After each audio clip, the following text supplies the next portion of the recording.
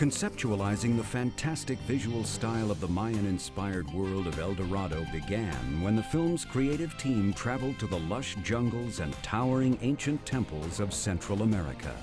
We took a fantastic whirlwind trip to Mexico, saw a number of sites. It was an incredibly valuable trip.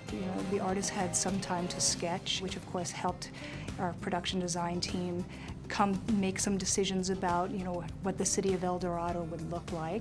The blue, the red, yellow, that's original color. It is a beautiful, beautiful culture that was extremely colorful. And we recreated what must have existed then. What we wanted to do in this movie, though, was to sort of take inspiration from that and just blow it out bigger than life, because truly, this is meant to be Shangri-La. It is like nothing you've ever seen, I believe, in animation before.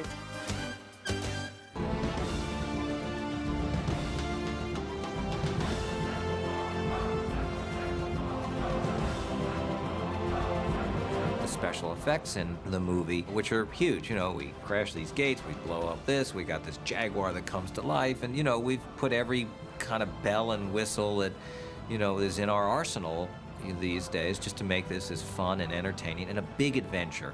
Crafting the film took hundreds of the world's best artists and animators over 4 years to complete. They used a combination of traditional animation techniques and cutting-edge computer-based technology to bring the magical world of El Dorado to life. 3D character animation in El Dorado, I think, is something to really be proud of for the movie, because they created 3D character animation with a lot more facial animation than we're used to seeing.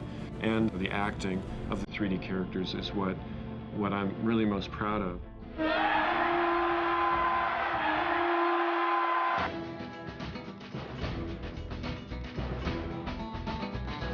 The artists used all the effects tools at their disposal to create some of the most eye-popping visual effects sequences ever achieved in animation.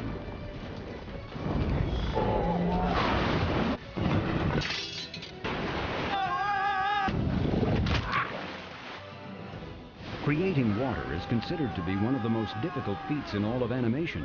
Holy shit! For the most complex visual effects sequence, called Crashing the Gate, effects artists invented new software that allowed them to quickly and realistically animate the action of splashing water.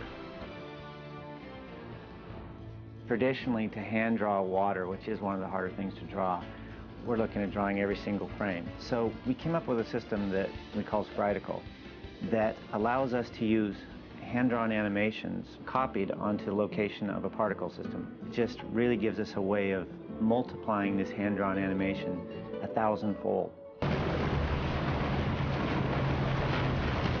DreamWorks effects artists pioneered a technique that allowed them to accurately render the color spectrum of gold for the first time on film. To make something look like gold because it's metallic, we really couldn't have painted that in conventional animation 10 years ago. What the effects crew has done is to render not only really convincing gold, but really beautiful looking gold. Golden gold. I think that the work on the road to El Dorado is the embodiment of tradigital convergence. It uses the best of the visual qualities of traditional artwork with the next steps in the evolution of digital tools to achieve images we never had before. Who's the guy? You the guy, no, boy. You the guy. Fine.